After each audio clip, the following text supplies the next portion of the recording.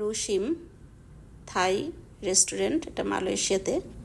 এখানে আমি এই যে খাবারটা, এটা মূলত টোফু সাথে সালাদ সস, অসাধারণ লেগেছে আমার কাছে এই খাবারটা খেতে। যা আমরা টোফু খাই অভ্যস্ত না, তারপর অনেক ভালো লাগছে। এটা একটা রাইস, চিকেন আর ডিমের সাথে মিষ্টি, কিন্তু আমার অত ভালো লাগে নাই।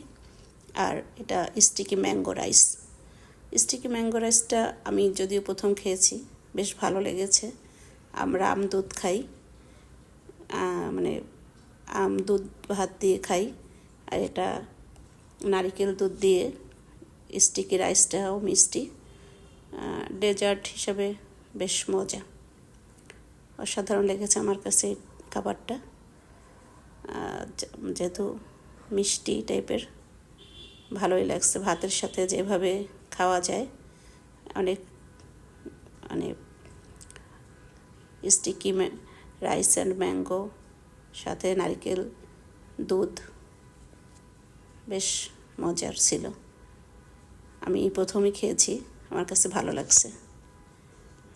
আমার এই ভিডিওগুলো কেমন লাগতেছে আপনাদের জানাবেন কমেন্ট করে।